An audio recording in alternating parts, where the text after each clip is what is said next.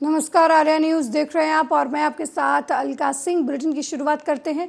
लखनऊ वाराणसी के बीच मुख्यमंत्री योगी आदित्यनाथ के कार्यकाल के शुरुआत से ही नेशनल हाईवे बनने का काम शुरू किया गया था। हाईवे के लिए किसानों को अच्छा मुआवजा देने की बात भी कही गई थी, लेकिन ज़मीनों के अधिग्रहण के कई साल बाद भी किसान मुआवजा की रकम पाने के लिए सरकारी अफसरों की जू हुजूरी कर रहे हैं।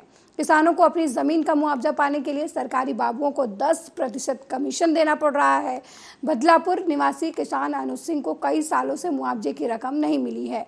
उनका आरोप है कि मुआवजा की रकम दिलाने के नाम पर जौनपुर कचहरी में सरकारी कार्यालय में आसीन कानूनगो उदय राज ने 2 लाख रुपए उनसे रिश्वत मांगी। पीड़ित किसान ने 50,000 रुपए दिए भी, लेकिन रिश्वत खिलाने के महीने बाद भी अनुज सिंह को मुआवजा नहीं मिला। तो सोमवार को उन्होंने कानूनगो उदय राज के कार्यालय में दस्तक दी। चूंकि अब अनुज के मुआवजे का मामला किसी दूसरे कानूनगो अधिकारी के पास स्थानांतरित हो गया, इसलिए उदयराज ने मुआवजा दिलाने में असमर्थता व्यक्त की। जब अनुज सिंह ने रिश्वत के रुपए वापस मांगना चाहा तो उदयराज ने रिश्वत की बात से इनकार करते हुए रुपए भूल जाने की बात कही। इस मामले पर नेशनल हाईवे का काम देखने वाले CRO गणेश प्रसाद सिंह से बातचीत की गई तो उन्होंने कहा कि यदि उदयराज के खिलाफ लिखित शिकायत मिलेगी तो कार्रवाई की जाएगी। जिसके बाद किसान अनुज कुमार सिंह ने गणेश सिंह को लिखित शिकायत भी की है।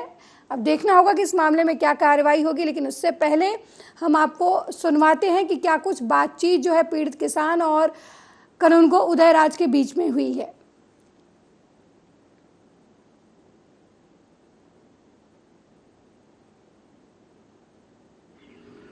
बताने रोके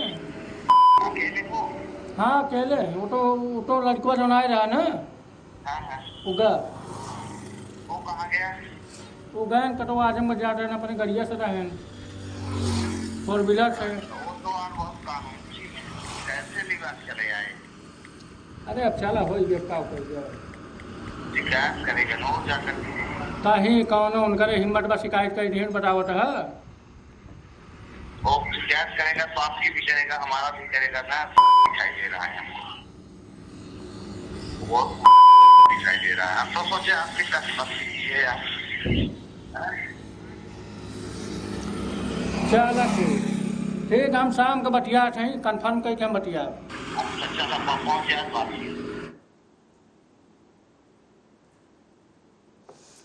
अब आपको सुनवाते हैं कि क्या कुछ पीड़ित का इस मामले में कहना है।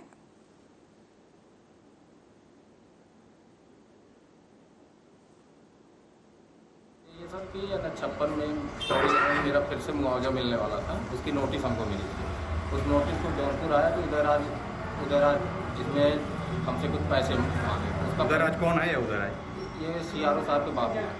अच्छा हाँ, तो इन्होंने हमसे पैसा मांगा और कुछ कितना पैसा मांगा? इन्होंने 2 लाख रुपये हमसे मांगा। अच्छा आपने कुछ दिया? 50,000 रुपये दे। कैसे दिया आपने? चेक से दिया है? नहीं कैश दिया। कैसे साबित करोगे? मेरे पास है उसका रिकॉर्डिंग है, ये हमसे पैसे मांगे उसकी रिकॉर्डिंग है। तो अभी क्या कर रहा है? अभी आपका काम करके दे रहे होंगे ना, पैसा खाया तो? ये नहीं कर रहे हैं, अब इनका वो फाइल दूसरी जगह चली गई। तो अब ये पैसा एक्सेप्ट कर रहे हैं? पैसा भी एक्सेप्ट नहीं कर रहे? एक्सेप्ट नहीं कर रहे, मना कर रहे हैं। अच्छा, अरे मेरी आपसे कोई बात नहीं। और जबकि आपने पैसा दिया हुआ है? हाँ और कोई आदमी था जिस हिसाब ने दिया है? हाँ, वो कल दे भी सकता हो, गवाही दे भी सकता हो। मेरा मामला ये सर कि 56 में और अब हम आपको सुनवाते हैं चीफ एडिटर आर्या न्यूज के शिरीष उपाध्याय ने मुख्य राजस्व अधिकारी गणेश प्रसाद सिंह से बातचीत की है। उन्होंने बातचीत में क्या कुछ कहा है, आप भी सुनिए। सिंह साहब नमस्कार। जी नमस्कार। मैं प्रेस रिपोर्टर शिरीष उपाध्याय बोल रहा हूँ, Arya news channel. Hello sir, एक एक्चुअली आपके जौनपुर से एक कंप्लेन आई हुई है मेरे पास। नाम? अच्छा। अनुज कुमार सिंह नाम के एक हैं, बदलापुर में रहते हैं। उनका NH की जमीन थी। NH पे उनकी जमीन लेने के नाम पे पहले बदलापुर में उनसे 2 लाख रुपए का मस्ती किया गया। वहां उन्होंने पैसा दिया नहीं है। बाद में उदयराज करके आपके कोई जौनपुर में बैठते हैं, उन्होंने उनसे 2 लाख रुपए में बात किया, रिकॉर्डिंग पड़ी हुई है, 50,000 रुपए का लेन देन किया है।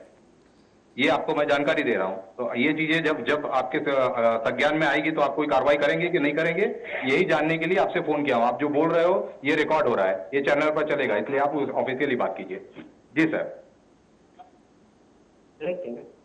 हेलो। हाँ आप भेज दीजिए। जो हाँ। शिकायत है। शिकायत आपके पास लिखित में भिजवाया जाए या आप चैनल पे जो न्यूज चलेगी वो देख करके भी आप कार्रवाई करेंगे? लिखित में भिजवाइए, लिखित में। जी सर, मैं लिखित में आपके पास इसको भिजवाता हूँ, है ना।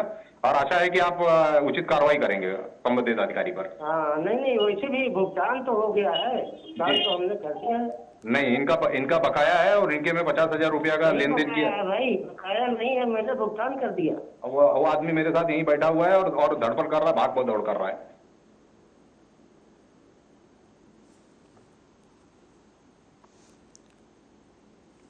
और अब हमारे साथ पीड़ित किसान फोन लाइन पर जुड़ गए हैं। अनुज, आपके साथ क्या कुछ हुआ है, पूरी जानकारी बताएं। हाँ सर, हाँ मैम, मेरा नाम अनुज कुमार सिंह है जी। मरगूपुर पोस्ट बदलापुर जनपद जौनपुर से बोल रहा हूँ जी, क्या कुछ आपको परेशानी आ रही है? मुआवजा में आपसे रिश्वत मांगी गई और अब फिर आपका काम हुआ या नहीं हुआ, इस बारे में जानकारी दीजिए। मुआवजा यही मैम, हमको मुआवजा जैसे नोटिस मिला था। नोटिस जब हम जौनपुर ले गए, वो फाइल बना के सीआरओ साहब के जो बाबू थे उदय राज जी, इन्होंने हमसे 2 लाख रुपए मांगा। इनको 50,000 रुपए मैंने दे दिया, मेरा काम भी नहीं हुआ। और अब 50,000 रुपए आज मैं गया था, उनसे बोला कि हमारे 50,000 रुपए वापस कर दो अगर काम नहीं हुआ तो। ये बोले कि हमसे आपसे कोई मतलब नहीं है, ना मेरे को आप पैसा। अनुज जी, आपने ये पैसे कब दिए और किस माध्यम से आपने ये पैसे दिए हैं? ये हमसे पैसा कैश लिए थे मैं जी, कैश में लिए थे, नगद। अच्छा, इस बात का कोई सबूत है आपके पास? इस बात का सबूत है, जिससे जो हमारे साथ गए थे देने, वो हमारे साथ हैं। जी, क्या आपने इस मामले में उच्च अधिकारियों को शिकायत की है? हाँ, इस मामले में कहीं कोई लिखित शिकायत दी है आपने? हाँ, मैंने डीएम को दिया हूँ लिखित शिकायत। क्या कुछ आश्वासन मिला है आपको उनकी तरफ से? कोई आश्वासन नहीं। मैं लेटर दे के आया था, वो मतलब एप्लीकेशन दे के आया था, उस पर कोई जवाब नहीं आया। इसके बाद माननीय मुख्यमंत्री जी के पास और ये ऑनलाइन जन सुनवाई तो मैंने उस पर भी किया था, कुछ नहीं हुआ। आपने कहा कि आपने जन सुनवाई में भी शिकायत की थी, तो क्या इस मामले में अभी तक कोई कार्रवाई नहीं की गई है?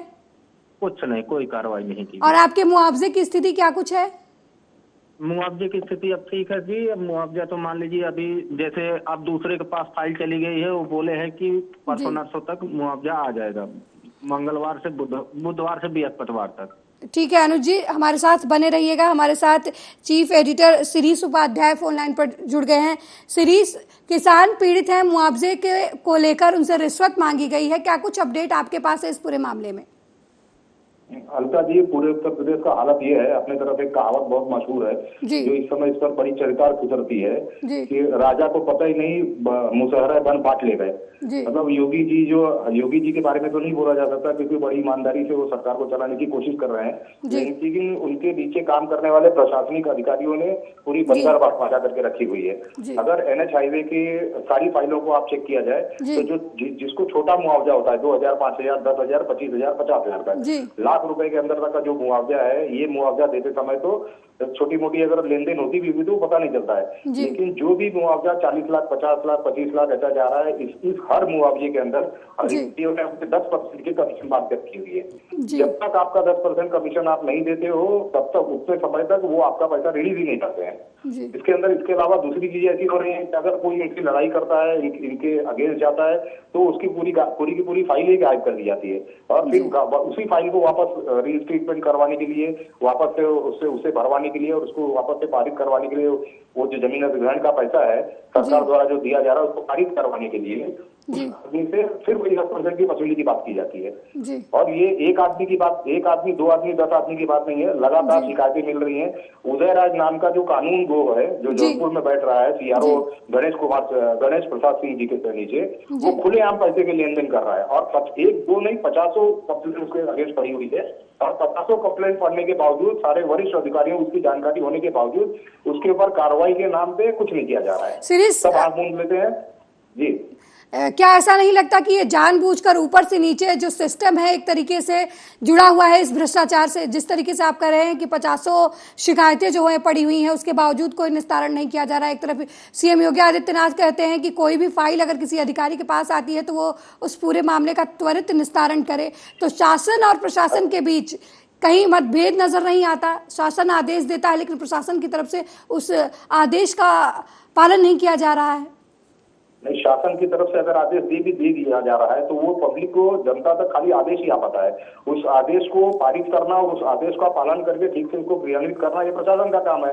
और प्रशासन में आप देख रहे हो कि ये आदमी जो अनुराग सिंह किसान है, इसे 50,000 रुपया लिया गया है रिश्वत के तौर पे, लिखित शिकायतें वो दे रहा है, कई महीनों से दौड़ रहा है, परेशान है जी। उसका भी डिमांड किया जा रहा है कि 1.5 लाख बाकी का जब तक नहीं जमा करोगे तो पुराने अधिकारी को उसने पैसा दे दिया, उसको 500 रुपया, तो कोई नहीं।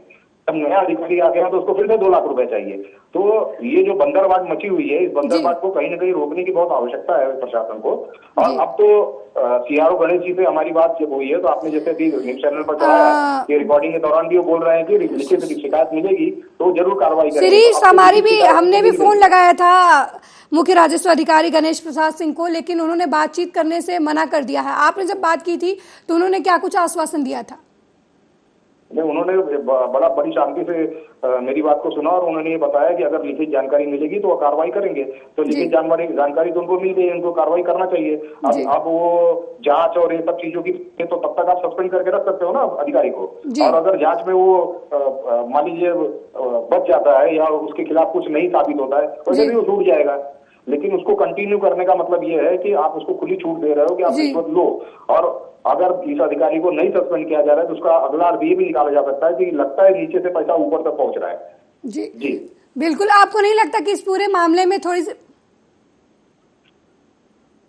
ठीक है।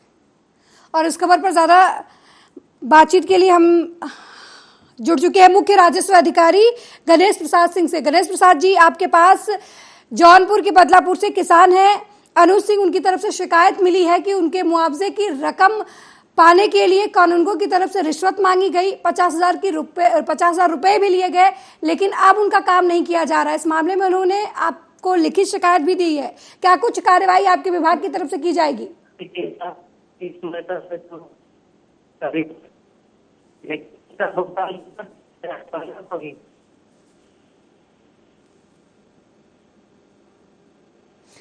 गणेश प्रसाद जी, आपके विभाग में शिकायत दर्ज कराई गई है कि कानूनगो उदयराज हैं, उनसे एक मुआवजा लेने के लिए जो हाईवे में जमीन गई है किसान की, जब वो कानूनगो के पास अपनी फाइल लेकर पहुंचते हैं तो उनसे 2 लाख रुपए की मांग की गई, 50,000 रुपए रिश्वत भी ली गई, पीड़ित का आरोप है। उन्होंने आपको लिखित शिकायत इस मामले में दी है। क्या कुछ कार्रवाई आपके विभाग की तरफ से उनके ऊपर की जाएगी?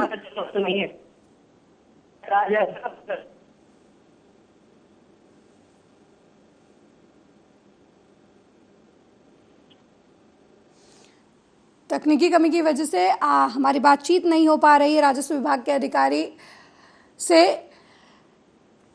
शिरीष, आपसे एक सवाल पूछेंगे कि जिस तरीके से हर जगह मुआवजे की रकम को लेकर अक्सर किसान परेशान होते हैं, तो क्या सरकार को ऐसे नियम नहीं लाने चाहिए जिस तरीके से किसान जनधन योजना के तहत डायरेक्ट उनके खाते में पैसे आते हैं, वैसे ही उनकी जमीन की पैमाइश करा के डायरेक्ट उनके जो पैसे हैं किसान के खाते में जाए, किसान को ऑफिसों के चक्कर लगाने ना पड़े? अलका जी, ऐसा है कि सरकार की तरफ से जो इंतजाम किया गया है वो ऐसा ही इंतजाम है कि लोग अपनी फाइल जमा करेंगे, फाइल के साथ में अपना अकाउंट नंबर जमा करेंगे और उस अकाउंट नंबर में वो सरकार का पैसा डायरेक्ट उनके खाते में आएगा। लेकिन वो जो फाइल जमा करेंगे वो फाइल 4 जगहों से गुजरती है। उस 4 जगह से फाइल को गुजरने से पहले आपको उन सारे अधिकारियों की जेब गर्म करनी पड़ेगी, तब वो फाइलें गुजर रही है। और अगर वो बीच में ही रोक दी जाए, जब वो फाइल कंप्लीट हो जाएगी तब ना किसी का पैसा आएगा और उसके अकाउंट में जाएगा।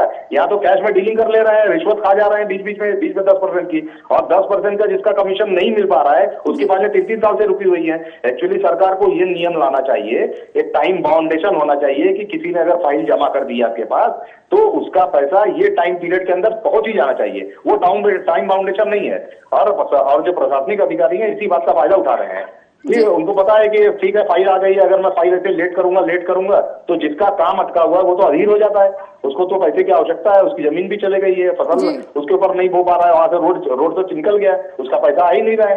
तो अब ऐसे हालात में आदमी परेशान होकर के इन अधिकारियों के सामने घुटने टेक देता है। अब एक किसान देखिए बदलापुर के, ये लड़े हुए हैं, लड़ने के बावजूद भी आप सीआरओ साहब बता रहे हैं कि नहीं इनका पैसा निकाल दिया गया है, दे दिया गया है। कहाँ दिया गया है? आदमी सामने खड़ा होकर बोल रहा है आपके सामने कि भैया नहीं दिया गया, तो उसकी जांच करके 15 दिन के अंदर चीजें क्लियर करनी चाहिए। लेकिन टाउन फाउंडेशन नहीं होने के कारण ये जो भ्रष्टाचार फैला हुआ है, इसको रोकने में यूपी सरकार जो है इस समय असमर्थ साबित हो रही है। जी बहुत बहुत धन्यवाद शिरीष इस खबर पर जानकारी देने के लिए। तो कानूनगो पर रिश्वत लेने का आरोप जौनपुर के बदलापुर में एक पीड़ित किसान ने लगाया है।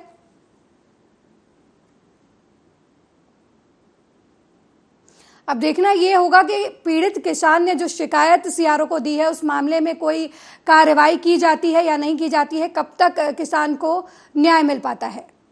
अगली खबर की तरफ बढ़ते हैं। पुराने संसद भवन के भीतर संसद के विशेष सत्र को संबोधित करते हुए प्रधानमंत्री नरेंद्र मोदी ने अपने पुराने दिनों को याद किया। पहली बार सांसद बनने की बात को याद करते हुए पीएम मोदी ने कहा कि जब मैं पहली बार संसद का सदस्य बना और पहली बार सांसद के रूप में भवन में जब मैंने प्रवेश किया तो सहज रूप से इस सदन के द्वार पर अपना शीश झुकाकर अपना पहला कदम रखा था। वो पल मेरे लिए भावनाओं से भरा हुआ था। मैं कभी सोच भी नहीं सकता था कि रेलवे प्लेटफॉर्म पर रहने वाला एक गरीब परिवार का बच्चा कभी संसद में प्रवेश कर पाएगा। मैंने कभी नहीं सोचा था कि मुझे लोगों से इतना प्यार मिलेगा। इस दौरान संसद से जुड़े कई मुद्दों को लेकर भी पीएम मोदी ने संसद की यादें ताजा की। आदरणीय अध्यक्ष जी, मैं पहली बार जब संसद का सदस्य बना और पहली बार एक सांसद के रूप में इस भवन में मैंने प्रवेश किया तो सहज रूप से मैंने इस संसद भवन के दौर पक्ति पर अपना शीश झुका करके इस लोकतंत्र के मंदिर को श्रद्धा भाव से नमन करते हुए मैंने पैर रखा था। वो पल मेरे लिए भावनाओं से भरी हुई थी। मैं कल्पना नहीं कर सकता था, लेकिन भारत के लोकतंत्र की ताकत है, भारत के सामान्य मानवीय की लोकतंत्र के प्रति श्रद्धा का प्रतिबिंब है कि रेलवे प्लेटफॉर्म पर गुजारा करने वाला एक गरीब परिवार का बच्चा पार्लियामेंट पहुंच गया था।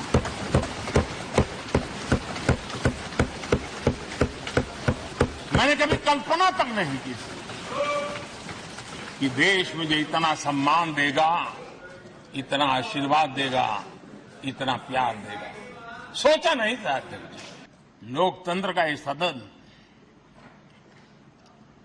आतंकी हमला हुआ, पूरे विश्व में यह आतंकी हमला एक इमारत पर नहीं था, ये मदर ऑफ डेमोक्रेसी एक प्रकार से हमारी जीवात्मा पर यह हमला था। ये देश उस घटना को कभी भूल नहीं सकता है, लेकिन आतंकियों से लड़ते लड़ते सदन को बचाने के लिए और हर सदस्य को बचाने के लिए जिन्होंने अपने सीने पर गोलियां झेली, आज मैं उनको भी नमन करता हूं। हमारे बीच नहीं है, लेकिन उन्होंने बहुत बड़ी रक्षा की है। सबका साथ, सबका विकास का मंत्र, अनेक ऐतिहासिक निर्णय, दशकों से लंबित विषय, उनका स्थायी समाधान भी इसी सदन में हुआ। आर्टिकल 370, ये सदन हमेशा हमेशा गर्व के साथ कहेगा, इस सदन के कारण one nation one tax, one nation one tax, GST का निर्णय भी इसी सदन ने किया। One rank one pension, OROP, ये भी इसी सदन ने देखा। गरीबों के लिए 10% आरक्षण कोई विवाद के बिना पहली बार इस देश में करने में सफल रहे। जब नेम की समिट हुई थी, सर्वसम्मति से प्रस्ताव पारित करके देश के इस प्रयास को सराहा था। आज G20 की सफलता को भी आपने सर्वसम्मति से सराहा है। मैं मानता हूं देशवासियों का आपने गौरव बढ़ाया है। मैं आपका आभार व्यक्त करता हूं। G20 की सफलता 140 करोड़ देशवासियों की है। ये भारत की सफलता है, किसी व्यक्ति की सफलता नहीं है, किसी दल की सफलता नहीं है। भारत के फेडरल स्ट्रक्चर ने, भारत की विविधता ने 60 स्थानों पर 200 से अधिक समिट और उसकी मेजबानी हिंदुस्तान के अलग अलग रंग रूप में देश की अलग अलग सरकारों ने बड़े आन बान शान से की और ये प्रभाव पूरे विश्व भर के मन पर पड़ा हुआ है। ये हम सबके सेलिब्रेट करने वाला विषय है, देश के गौरवगान को बढ़ाने वाला है। आदरणीय अध्यक्ष जी, मैं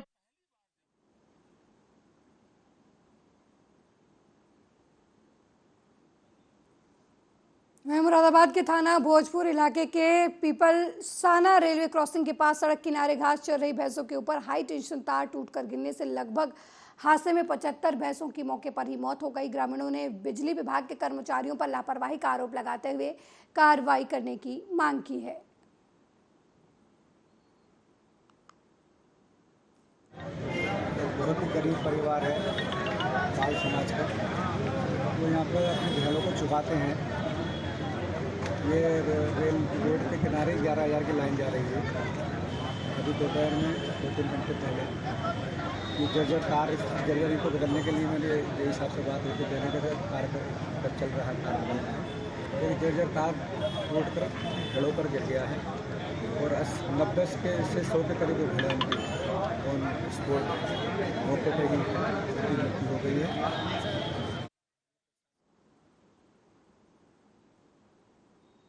वहीं मुरादाबाद में शॉर्ट सर्किट के कारण बिजली के खंभे में भयंकर आग लग गई। घटना करूला इलाके के मंदिर के पास की बताई जा रही है। बिजली खंभे में अचानक आग लगने से स्थानीय लोगों में हड़कंप मच गया। वहीं स्थानीय लोगों ने घटना की सूचना बिजली विभाग को दी और बिजली सप्लाई बंद करवाकर आग पर काबू पाया। मैं गाड़ी ऑडियो भी जा रहा था, आग लग रही थी। जी जी जी, मैं गाड़ी रोक के देखा, मोहल्ले के लोगों ने और बिजली वालों ने आग बुझाई। जी जी जी, कितनी भयंकर आग थी? बहुत आग ज़्यादा आग लग रही थी। अच्छा अच्छा जी, तो रोड भी जाम हो गया था बिल्कुल। वहीं पर्यटन मंत्री जयवीर सिंह ने 3 करोड़ की लागत से होने वाले चंद्रवाड़ जैन तीर्थ स्थल के विकास कार्यों का शिलान्यास किया। 31 फुट की राजा चंद्रसेन की प्रतिमा भी इस दौरान स्थापित की जाएगी। थाना बसई मोहम्मदपुर स्थित चंद्रवाड़ गांव स्थित चंद्रवाड़ जैन तीर्थ स्थल में यह विकास कार्य हो रहा है।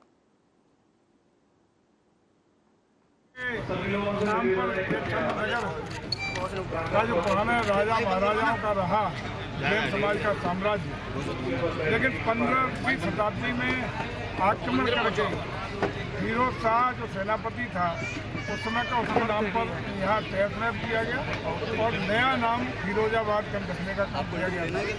ये जीर्ण शीर्ण स्थिति में यहाँ की स्थितियाँ परिस्थिति है, लेकिन इस स्थान से पूरे देश के जैन समाज को विशेष लगाव और आशीर्भाव रहा है।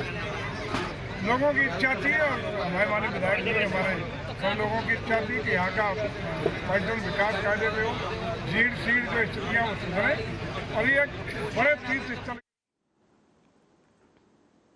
वहीं कानपुर देहात पुलिस ने महज 72 घंटे में मासूम निर्मम की निर्मम हत्या कर दी। इस घटना का पुलिस ने खुलासा भी किया है।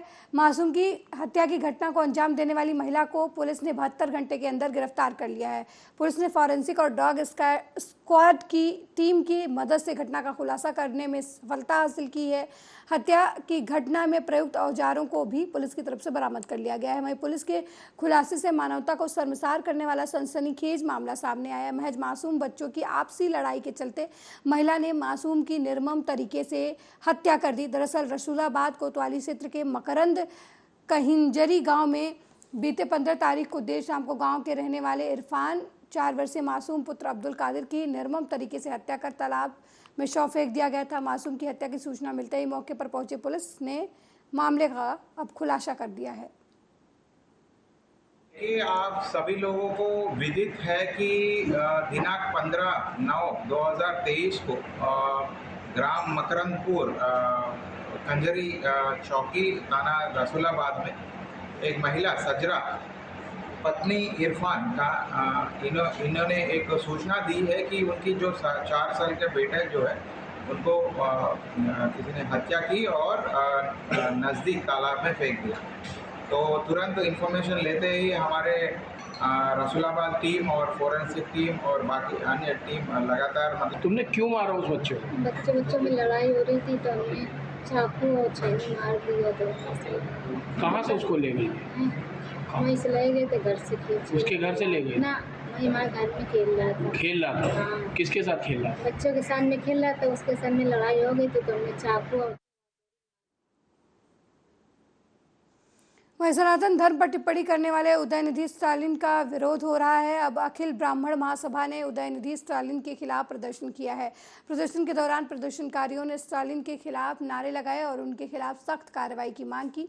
क्षत्रिय महासभा के राष्ट्रीय अध्यक्ष ने कर्नाटक के मंत्री स्टालिन और डीएमके के सांसद द्वारा सनातन को अपमानित करने और खत्म करने के बयानों पर जोरदार हमला बोलते हुए सनातन को खत्म करने की ताकत तो पूरी दुनिया ने की, लेकिन किसी ने ये काम कोई कर नहीं पाया है। वो केवल अपना वोट बैंक साधने के लिए ऐसे बयानबाजी कर रहे हैं। जो सनातन धर्म को कोई भी हानि पहुंचाएगा उसे उसका जवाब मिल जाएगा। वहीं इंडिया गठबंधन द्वारा मीडिया हाउस और पत्रकारों का बाइकआउट करने के मामले पर भी उन्होंने अपनी प्रतिक्रिया देते हुए कहा कि मीडिया के बिना कुछ नहीं चल सकता, ये लोकतंत्र का चौथा खंभा है। वहीं सपा नेता स्वामी प्रसाद मौर्य द्वारा रामचरितमानस पर की गई अभद्र टिप्पणी का भी उन्होंने विरोध करते हुए स्वामी प्रसाद मौर्य पर हमला बोला।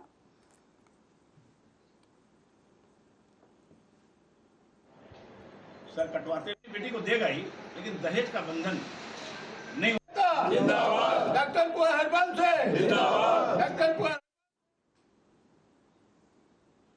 मेरे साथ इस बुलेटिन में फिलहाल इतना ही। देश दुनिया की तमाम खबरों को देखने के लिए देखते रहिए आर्या न्यूज़। नमस्कार।